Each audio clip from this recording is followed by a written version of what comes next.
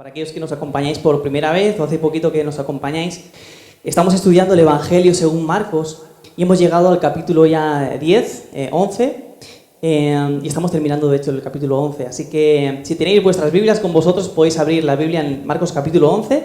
Si no tenéis Biblia no os preocupéis porque ponemos el texto en la pantalla y ahí podéis leerlo, ¿vale? Mientras buscáis, hoy vamos a hablar de autoridad. Cuando escuchas esta palabra, autoridad, ¿qué te parece? ¿Te da sensaciones positivas o negativas? ¿Qué connotación tienes? ¿Negativa o positiva? ¿No? Más o menos, ¿no? No nos fiamos mucho.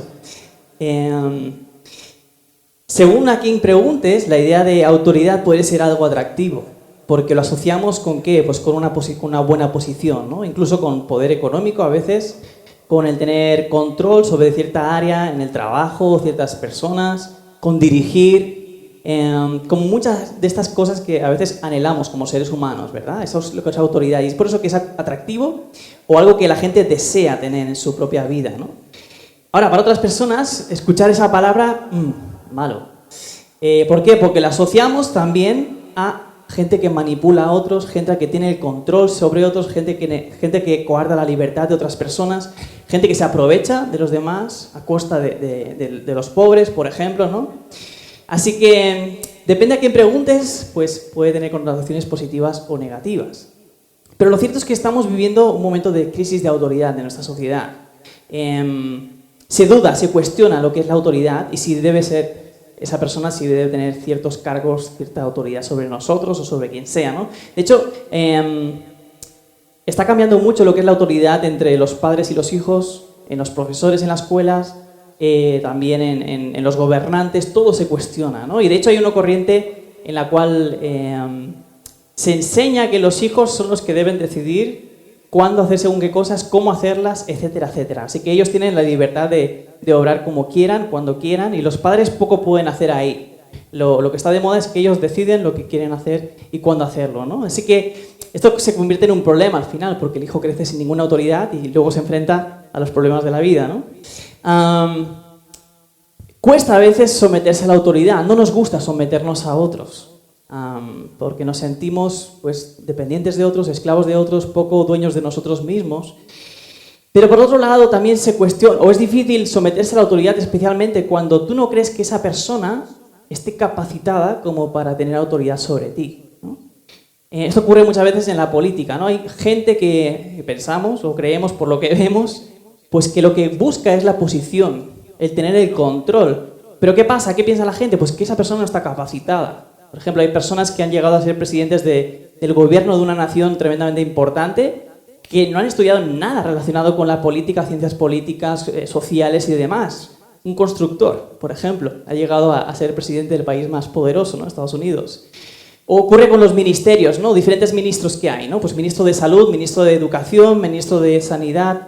¿Y qué pasa? Que muchas veces cuestionamos, ¿esa persona por qué está ahí? Si su currículum no incluye nada relacionado con la salud, nada relacionado con la medicina.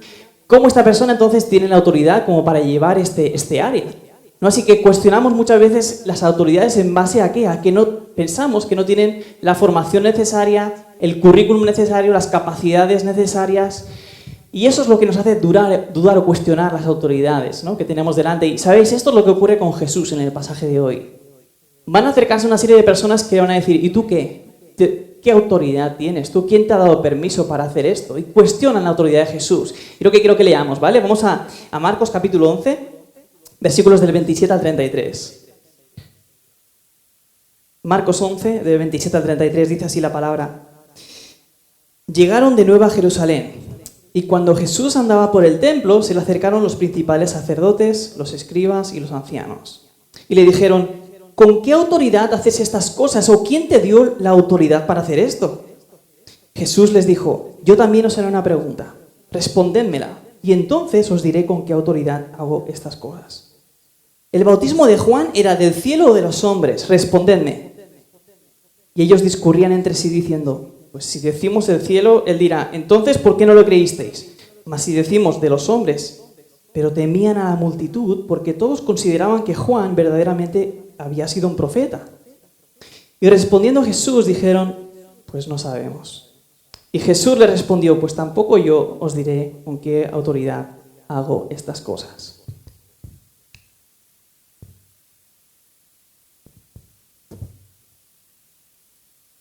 Estamos viendo aquí. Y quisiera que nos fijáramos primeramente en cuál es la pregunta que hacen en este caso los principales sacerdotes, los escribas, los que tenían autoridad, a Jesús. Primero quiero que veamos a qué se refiere cuando dice ¿con qué autoridad haces estas cosas? ¿A qué se refiere cuando hablan de estas cosas? Bueno, pues si recordáis, llevamos 2 días en los cuales Jesús está poniendo Jerusalén patas arriba.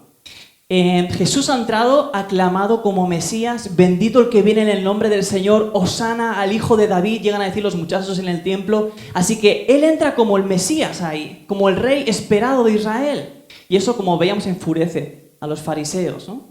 Por otro lado, ¿qué había hecho en el templo? Jesús vimos la semana pasada. Había volcado las mesas de los cambistas, había puesto el templo patas arriba y había denunciado el negocio que había en el templo. Se estaban aprovechando de la piedad de los hombres para enriquecerse aquellos que en verdad deberían conducir al pueblo de Dios hacia la presencia de Dios. Así que Jesús dice, habéis hecho una cueva de ladrones, lo que debería ser mi casa de oración. Por otro lado, ¿qué había hecho en el templo? Sanar. Cuando estaba en el templo, se acercaban las multitudes, ¿qué ocurría? Pues Jesús les sanaba, ahí en el templo mismo. ¿Y qué más? Pues vemos también que Jesús enseña en el templo, y esto nos lo dice Mateo en el pasaje paralelo. Dice que cuando llegó Jesús al templo, los principales sacerdotes y los ancianos del pueblo se le acercaron mientras enseñaba, diciendo, ¿con qué autoridad haces estas cosas? Así que en el momento en que estas personas le están preguntando ¿con qué autoridad haces estas cosas? ¿Quién te ha dado permiso? ¿En base a qué tú estás enseñando todo esto? Ocurre mientras Él está enseñando. Ahora, en segundo lugar, ¿quiénes son los que preguntan por la autoridad de Jesús? No son personas de a pie, personas sin conocimiento, sin demasiado conocimiento, no es la multitud. Tampoco son los sacerdotes.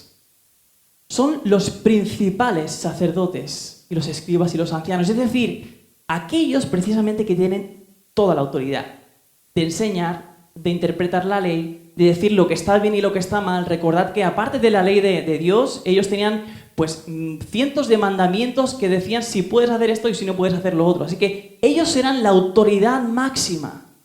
Así que ellos están viendo su autoridad en peligro. Y es por eso que cuestionan la autoridad de Jesús. ¿En base a qué haces esto? De hecho, nosotros no te hemos dado permiso. Nosotros, aquellos que tenemos la autoridad, que tenemos el respaldo del Sanedrín, esa institución formada por los principales, por el sumo sacerdote y otros, no tenían la autoridad de Jesús de parte de ellos. Así que ellos le cuestionan, ¿de dónde sacas tú tu autoridad? ¿En base a qué haces todo esto? ¿Cómo te permites, cómo te das el lujo de hacer todo esto que estás haciendo? Y es muy interesante que otro detalle es que estas personas no solamente son las que tienen toda la autoridad en el pueblo judío, no solamente son los que dirigen religiosamente al pueblo judío y demás, sino que son quienes, había dicho Jesús en Marcos 10:33, los que iban a coger a Jesús para matarle. ¿Recordáis? Marcos 10:33. Jesús le dice a sus discípulos, subimos a Jerusalén y el Hijo del Hombre será entregado ¿por quién? Por los principales sacerdotes y escribas. Es decir, Jesús está hablando con aquellos a quienes van a entregar y que van a entregar a Jesús a la cruz. Así que reconocer esto nos ayuda a entender por dónde va la pregunta. La pregunta no tiene tanto el deseo de conocer realmente, oye, pues Jesús, ¿de dónde sacas tu autoridad? ¿No? ¿Cuál es tu respaldo? Sino lo que están buscando es una ocasión para matarle, para destruirle. Son ellos los que le van a entregar. Tenemos un pasaje en Lucas, capítulo 11, 47, que dice que él enseñaba diariamente en el templo y los principales sacerdotes y los escribas y los más prominentes del pueblo procuraban matarle y no encontraban la manera de hacerlo porque todo el pueblo estaba pendiente de él, escuchándole.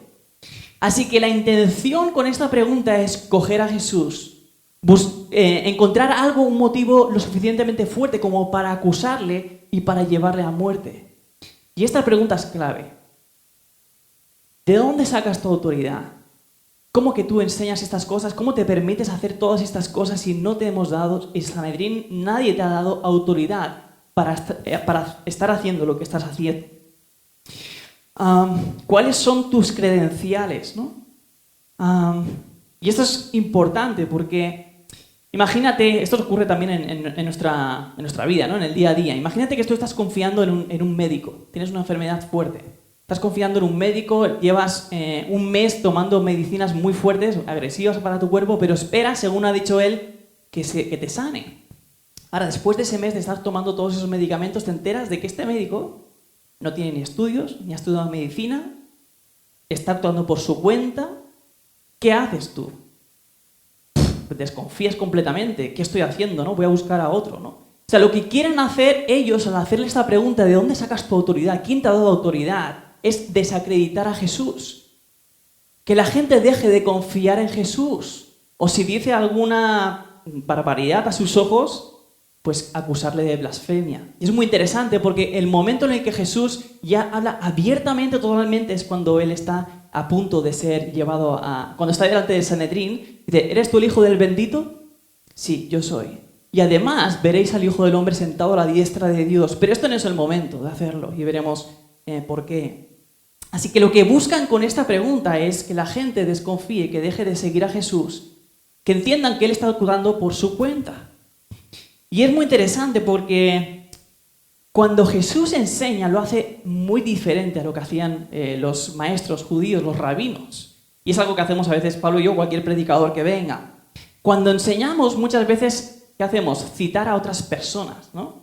Como dice Spurgeon, como dice Piper, como dice Donald Carson. O sea, citamos a personas que son expertas en idiomas del griego y del hebreo, por ejemplo, para tener el respaldo de ellos, ¿no? Por ejemplo, si yo digo, esto es así, bueno, pues tú lo dices. Pero si lo dice tal persona experto en la Biblia, pues eso da credibilidad a lo que yo estoy diciendo. Así que los maestros en aquel momento citaban otros maestros de la ley para dar peso a sus argumentos y a sus enseñanzas. Pero Jesús jamás cita a ningún rabino. Él cita las Escrituras y las interpreta por sí mismo. Está diciendo, yo tengo la autoridad. ¿Cómo enseña Jesús? De cierto os digo. No os dice otra persona, sino de cierto, yo os digo. Es más, Jesús cuando enseña la ley, tira por tierra toda la enseñanza de los maestros de la ley. ¿Os acordáis en Mateo capítulo 5, el Sermón del Monte? Jesús cita muchos mandamientos que encontramos en la ley. ¿Pero cómo los cita? ¿Los cita en la manera en que está escrita en la ley? No. Fijaos, por ejemplo, uno de los mandamientos que él cita en el Sermón del Monte, capítulo 5. Uno de los mandamientos es, amarás a tu prójimo, ¿cómo sigue? Como a ti mismo. Eso es lo que dice la ley. Pero cuando Jesús enseña, cita, amarás a tu prójimo y odiarás a tu enemigo. ¿Por qué pone esa segunda parte diferente? Porque es lo que estaban enseñando los maestros de la ley. Fijaos que dice, habéis oído que se dijo. Cuando dice que se dijo, no está citando, Dios dijo esto en la ley. Está diciendo, están enseñando de esta manera la ley. Ahora, ¿dónde sacaban entonces esa segunda parte de odiarás a tu enemigo? Bueno, pues de Deuteronomio capítulo 23, si no recuerdo mal, donde se dice que hay un castigo para los amonitas, para los moabitas, que no tenían que buscar la paz de ellos. Así que ellos interpretan eso pues diciendo, pues hay que odiar a tu enemigo y hay que amar a tu prójimo. Esa es la solución. Así que estaban perdiendo de vista totalmente el punto central del mandamiento de Dios. Estaban mezclando mandamientos, interpretándolos incorrectamente. Así que Jesús está dándole la fuerza al mandamiento. ¿Cuál es la fuerza de ese mandamiento? Pues que tu prójimo es cualquier persona. Ya sea judío, ya sea español, ya sea colombiano, ya sea del país que sea. Ese es tu prójimo. Y en segundo lugar, ¿cómo debes amarlo? Como a ti mismo. Pero ellos no se enfrentan a esa realidad. Así que lo más fácil, pues amo a mi prójimo y odio a mi enemigo. Así que Jesús interpreta la ley. ¿Y cómo lo hace? Habéis oído que se dijo, amarás a tu prójimo y odiarás a tu enemigo. Pero yo os digo, amad a vuestros enemigos y orad por los que os persiguen. Eso es amar al prójimo. Así que cuando Jesús está actuando como maestro, da en el punto clave de la ley. ¿Por qué? Porque Él es el dador de la ley. Él es Dios. Él es el que había dado su ley a su pueblo. Así que Jesús habla en base a su propia autoridad como el dador de la ley. Por eso Él puede decir, pero yo os digo. Escuchasteis que se dijo esto, pero yo os digo. Jesús actúa. Jesús es la máxima autoridad. La Escritura. Él es la autoridad en mayúsculas. Así que Jesús no hace como ellos, no cita a otros rabinos, él habla y da la interpretación en base a su propia autoridad. Pero más, cuando sana enfermos, o cuando expulsa demonios, o cuando hace callar a la naturaleza, ¿no? Hace calmar a los vientos, a los mares, ¿en base a qué autoridad lo hace? ¿Pide permiso a alguien? No. Cuando se encuentra con los endemoniados, cállate y sal de él. Y los demonios obedecen, se someten a la autoridad de Jesús, no pueden hacer otra cosa. Él es Dios, es el Hijo de Dios. Cuando Él sana, no intercede, no ruega a Dios, simplemente vete, tu fe te ha sanado. Sabiendo que había salido poder de Él, dicen en algunas ocasiones, ¿no? O sea, Él es la máxima autoridad, la naturaleza lo obedece, cálmate y sosiégate. ¿Y el mar qué hace? Obedece. Jesús es la máxima autoridad, Él es el Hijo de Dios, así que su autoridad no se la ha dado ningún hombre. Ahora es muy interesante que en el mismo lugar donde le preguntan ¿de dónde sacas tu autoridad? ¿Quién te ha dado autoridad para hacer esto? Jesús ya había enseñado de dónde salía su autoridad. En Jerusalén también, y a los judíos les había explicado de dónde salía su autoridad. 3 versículos que nos enseñan esto. Es un mismo discurso, pero he escogido 3 versículos que nos hablan de 3 testimonios que respaldan la autoridad de Jesús. Primer testimonio, Juan el Bautista, Juan 5:33. Está hablando a los judíos y les dice, vosotros habéis enviado a preguntar a Juan y él ha dado testimonio de la verdad. Es decir, Juan el Bautista había dado testimonio de que Jesucristo era ¿quién? Este es el Cordero que quita el pecado del mundo. Este es el Mesías. Este es el Señor. Yo estoy preparando el camino para el Señor. Así que tenemos al mayor de los profetas, según Jesús, es el mayor de los profetas, respaldando la autoridad de Jesús. Pero sigue más adelante, dice, el que da testimonio de mí no solamente es su nombre, dice el 5:36, Juan, dice, pero el testimonio que yo tengo es mayor que el de Juan, porque las obras que el Padre me ha dado a llevar a cabo, las mismas obras que yo hago, dan testimonio de mí, de que el Padre me ha enviado. Así que Jesús ya había dejado claro que es el Padre mismo el que le da la autoridad de hacer lo que está haciendo. Él es el enviado de Dios, es el Hijo de Dios. Yo salí de Él, del seno del Padre. Así que su autoridad no está respaldada por otros maestros que han dicho, sí, tienes las calificaciones necesarias como para enseñar. No, es el mayor de los profetas, es el Padre, es Dios mismo el que le da la autoridad para hacer lo que hace. El tercer testimonio, ¿cuál es? Examináis las Escrituras porque vosotros pensáis que en ellas tenéis vida eterna y ellas son las que dan testimonio de mí. ¿Quieres saber dónde sale mi autoridad? Toda la Escritura habla de mí, todos los profetas hablaron de mí. Esa es mi autoridad, no es una autoridad que se la dé el Sanedrín o otros maestros, es Dios el Padre, el mayor de los profetas, y toda la Escritura entera es la que respalda mi autoridad. Sin embargo, Jesús no le da las explicaciones. Jesús guarda silencio en este momento. No le explica de dónde sale su autoridad. Así que lo que les dice es versículo 29 de Marcos 11. Jesús les dijo, yo también os haré una pregunta, respondédmela. Yo os digo, entonces os diré con qué autoridad hago estas cosas. ¿El bautismo de Juan era del cielo o de los hombres? Respondedme. Esto es algo que hacía muchas veces en aquella época y que hacía Jesús. Le hacían una pregunta, ¿cómo contestaba él? Con otra pregunta. En este caso le hacen 2 preguntas y él pues solamente necesita una para mostrarle la hipocresía de ellos, ¿vale? La pregunta que le hacen es, ¿Juan el Bautista era un profeta de verdad, enviado por Dios? Su autoridad era del cielo, el bautismo que él estaba practicando era una ordenanza de Dios, tenía el respaldo de Dios, o simplemente él actuaba por su cuenta y ya está, ¿no? Era de los hombres, ¿no? Como si yo me pongo a hacer algo por mi propia cuenta. Y esta era una pregunta fácil para las multitudes. Hemos leído que las multitudes creían que Juan el Bautista era un profeta verdaderamente. Todo el mundo tenía a Juan por profeta. Ahora, era una pregunta tremendamente difícil para ellos. ¿Por qué? Tenían 2 opciones. Opción 1, pues sí, reconocer que es del cielo. ¿Qué problema hay con esto? Que si aceptan a Juan el Bautista como profeta, tienen que aceptar a Jesús como Mesías. Este es el Cordero que quita el pecado del mundo. Y ellos no están dispuestos a asumir esa verdad.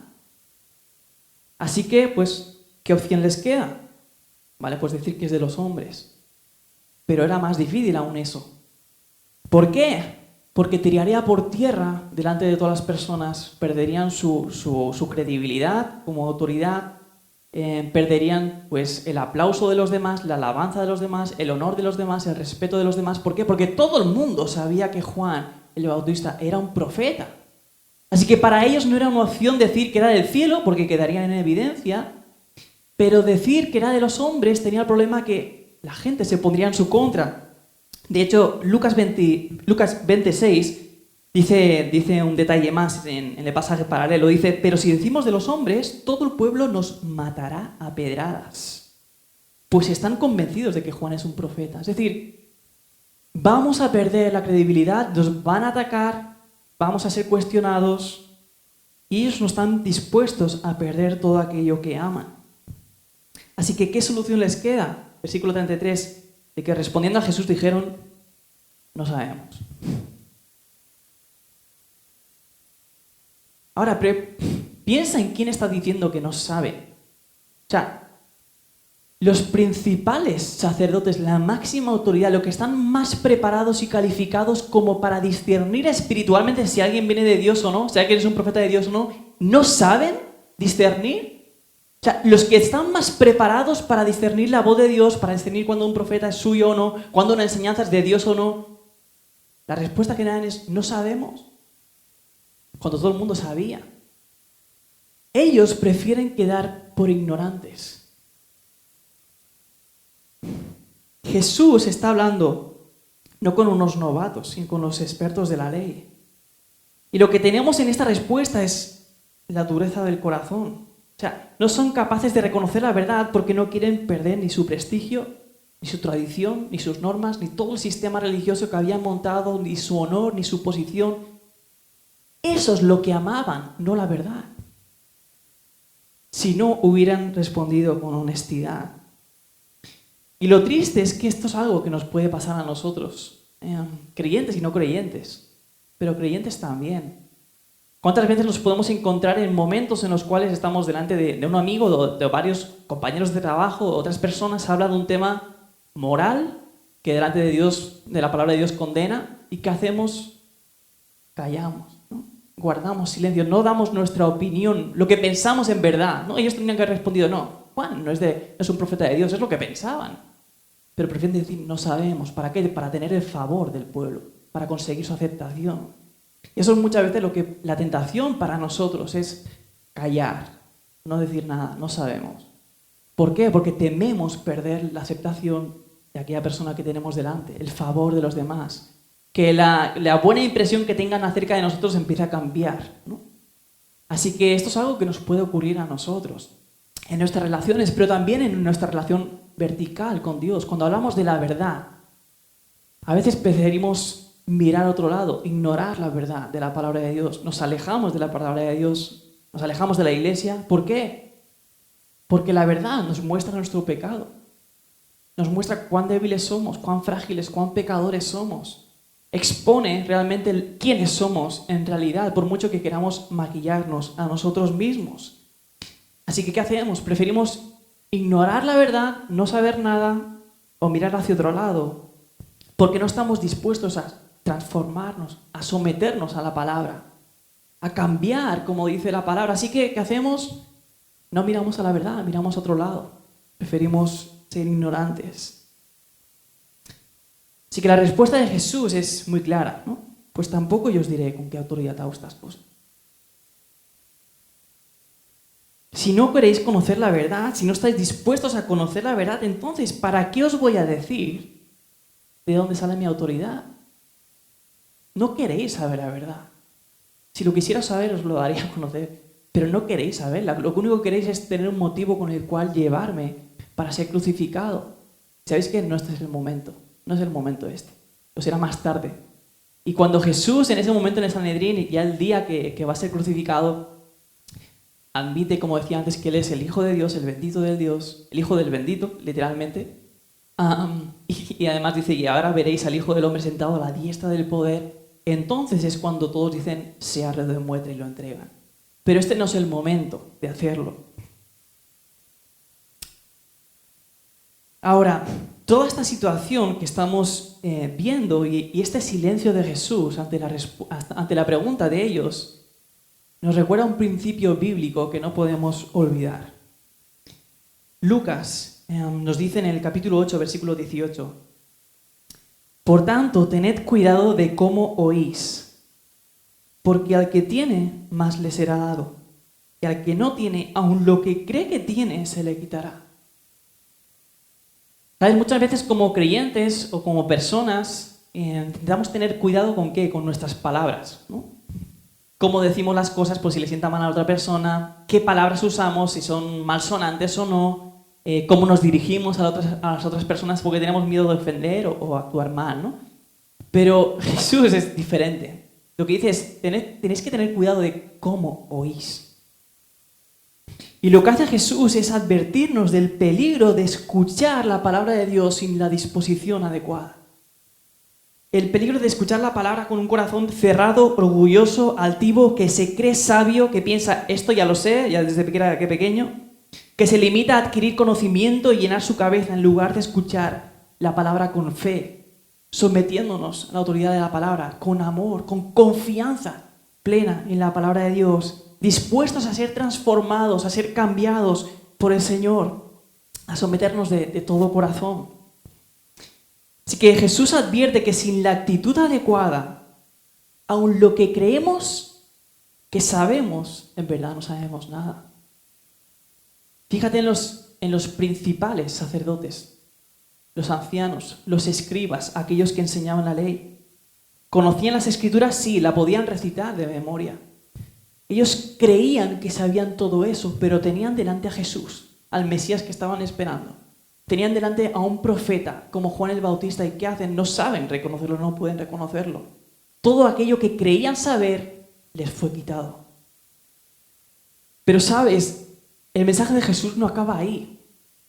Y es que al que tiene, más le será dado. Y es que Dios tiene la voluntad de dar. La voluntad de darse a conocer. Dios no es un Dios que se esconda, y de hecho lo ha hecho todo para que podamos conocerle.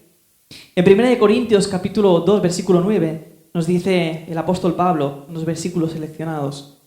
Dice, sino como está escrito, cosas que ojo no vio, ni que oído oyó, ni han entrado en el corazón del hombre, son las que Dios ha preparado para los que le aman. Pero Dios, ¿qué? Nos las reveló por medio del Espíritu.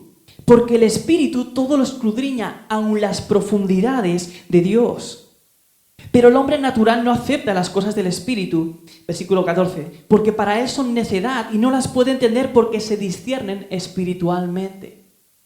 Y aquí hay algo importante. Conocer la verdad, aceptar la verdad, discernir la verdad, no solamente es una cuestión de argumentos que tienen que ver con la verdad, que por supuesto que sí, 100%. Es más que eso. La verdad, conocer la verdad tiene que ver con revelación. Es el Espíritu quien revela las profundidades de Dios. Y aquí está diciendo el apóstol Pablo, ¿quién conoce sus pensamientos sino el Espíritu que está en él? ¿No? Tú conoces lo que estás pensando ahora, Jessica, no tengo ni idea de lo que estás pensando, pero tú sí. Pues igual con Dios, ¿quién discierne los pensamientos de Dios? El Espíritu de Dios. ¿Y qué hace Dios? Darnos su Espíritu. No para que sepamos algunas cosas, sino para que no conozcamos las profundidades. Es aquel que escudriña las profundidades de Dios. Así que Dios no es un Dios que no se da a conocer, al contrario, nos ha dado su Espíritu para que podamos discernir las profundidades del pensamiento de Dios. Ahora, ¿cómo podemos obtener este Espíritu que discierne incluso las profundidades de Dios? Gálatas 3:2. El apóstol Pablo escribe a los hermanos de ahí y les dice, esto es lo único que quiero averiguar de vosotros. ¿Recibisteis el Espíritu por las obras de la ley o qué? ¿O por el oír con fe? Tened cuidado de cómo oís. ¿Te acordáis? ¿Qué es lo que te hace merecedor del Espíritu? Nada. Por mucho que hagas, por muchas obras que hagas, por mucha piedad que muestres, por mucho esfuerzo, eso no te capacita como para recibir al Espíritu. Es una gracia, es un regalo, es un don. Así que se recibe ¿cómo? Por el oír con fe, con confianza, con un corazón abierto. Y hermanos y hermanas, cuando oímos, cuando se nos dice tened cuidado con cómo oímos, debemos ser conscientes que aceptar a Jesús es aceptar a Juan el Bautista y viceversa. No podemos quedarnos con cierta parte de la Escritura, con mirar el Nuevo Testamento y no mirar al Antiguo, con mirar al amor de Dios, la bondad de Dios y no mirar que Dios es un Dios de justicia, que muestra su ira también hacia la maldad. Dios es un Dios santo. Es un Dios de gracia. O sea, no podemos quedarnos con una parte de la Escritura o con una parte de Dios. Debemos ser humildes y someternos a toda la autoridad de las Escrituras. En la carta a los Hebreos también dice el autor, dice, acerca de esto tenemos mucho que decir y es difícil de explicar, puesto que os habéis hecho tardos para oír. Pues aunque ya deberíais ser maestros, otra vez tenéis necesidad de que alguien os enseñe los principios elementales de los oráculos de Dios. Y habéis llegado a tener necesidad de leche y no alimento sólido. O sea, personas que llevaban toda la vida en la iglesia, por así decirlo. Personas que deberían ser maestros, que ya han escuchado la palabra, que ya llevan mucho tiempo, no son capaces de tomar alimento sólido. Hay ciertas cosas que todavía no entienden, están todavía en el punto principal. ¿Por qué no crecen? Son tardos para oír. Están escuchando mal. No están siendo transformados por la palabra de Dios. Están escuchando y sus cabezas seguramente están llenas de conocimiento, pero su corazón está vacío, está frío, se está muriendo, se está seco, como la higuera, como veíamos hace unas semanas. Y esto también nos recuerda algo, y es que a veces como seres humanos queremos entender doctrinas bíblicas difíciles para la cabeza humana, ¿no? Queremos entender los misterios, cómo se reconcilia la soberanía de Dios y la responsabilidad humana. ¿Qué es esto de la predestinación? Y otras cosas. Y queremos llegar a conocer eso cuando ni siquiera aceptamos los fundamentos, cuando no estamos sometidos, y eso es imposible. Necesitamos arraigarnos en los cimientos del Evangelio. Y es en la medida que vamos creciendo y que vamos escuchando con un corazón abierto, que el Señor dice, entonces, ¿a qué tiene? Más le será dado, y más le será dado, y más. Y es que Dios se ha revelado a sí mismo por completo. Dice 2 Corintios capítulo 4 que podemos ver la gloria de Dios en la faz de Jesucristo. Dios se ha manifestado en carne. Y aquellos que estaban preguntándole quién es tu autoridad tenían delante al Hijo de Dios, a Dios mismo. Y no solamente esto, Dios no solamente se hace visible y totalmente conocible, por así decirlo, ¿no? A través de la fe, sino que Jesús va más allá y en el Evangelio de Juan, capítulo 15, versículo 15, nos dice, ya no os llamo siervos, porque el siervo no sabe lo que hace su Señor, pero os he llamado amigos, ¿por qué? Porque os he dado a conocer todo lo que he oído de mi Padre. Y sabes, en las relaciones humanas, a veces incluso con nuestros mejores amigos, con las personas de más confianza, hay cosas que nos reservamos. Incluso buenas noticias a veces. Porque no queremos decir cosas antes de tiempo, no queremos que esa noticia vaya escampándose, ¿no? Que vaya rodando de boca en boca. Pero Jesús no se reserva nada. Os he dado a conocer todo lo que he oído de mi Padre.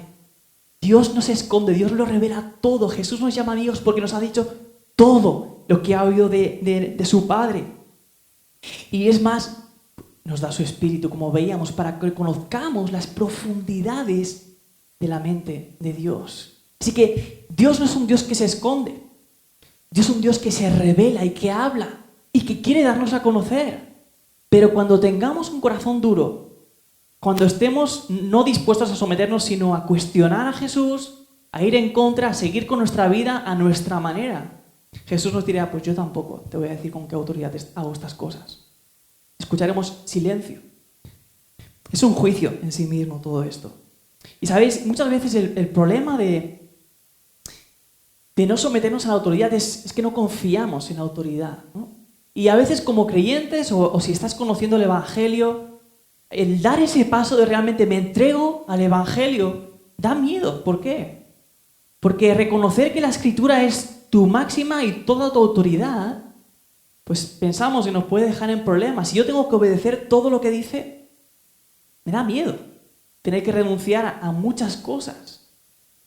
Pero sabes, cuando el Espíritu revela cómo es, qué clase de autoridad tiene Dios, entonces es que podemos ir a sus brazos. Fíjate cómo Cristo usa su autoridad. En el mundo estamos acostumbrados a ¿qué? A que las autoridades o ciertas personas con autoridad se aprovechen de los demás. Usan la autoridad para beneficio, ¿para quién? Para ellos mismos. Ahora, escucha lo que dice Jesús en Juan. Dice, por eso el Padre me ama, porque yo doy mi vida para tomarla de nuevo. Nadie me la quita, sino que yo la doy de mi propia voluntad. ¿Tengo qué? autoridad para darla, que tengo autoridad para tomarla de nuevo. Este es el mandamiento que recibí de mi Padre. Es decir, Jesús tiene la autoridad para entregar su vida. No para aprovecharse de la vida de los demás. El Padre le ha dado autoridad para darla. ¿Y qué dice Jesús? Y yo la doy de mi propia voluntad. Amo este plan. Amo salvar a todos aquellos que tengo delante y voy a usar mi autoridad para salvarles. ¿Y qué hace Jesús? ¿Se queda en su posición, en su trono, gobernando? No.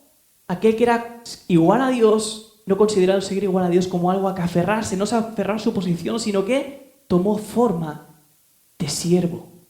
Cristo deja su posición de autoridad y usa su autoridad para entregar su vida y darnos vida eterna. Juan 17, 1 y 2. Estas cosas habló Jesús y alzando los ojos al cielo dijo: Padre, la hora ha llegado, glorifica a tu Hijo para que el Hijo te glorifique a ti, por cuanto le diste autoridad sobre todo ser humano para que dé vida eterna a todos los que tú le has dado. Así que Jesús usa su autoridad como entregando su vida, dando vida eterna, compartiendo su vida eterna. Él es la vida eterna, comparte su vida con nosotros y nos une a Él para siempre. Así que es solamente en el momento en el que entendemos quién es este que tiene toda autoridad, que los vientos lo obedecen, que los demonios se someten a Él, que enseña en base a su propia autoridad, que se entrega por mí, que muere por mí, que me da vida eterna. Amigos, podemos confiar en alguien que ha muerto por nosotros. Y no podemos dudarlo. O sea, la prueba de que Jesús es 100% confiable y que su autoridad no es para hacernos mal, sino para bien, es que Él ha entregado su vida. Así que su autoridad es perfecta, es hermosa. ¿Por qué?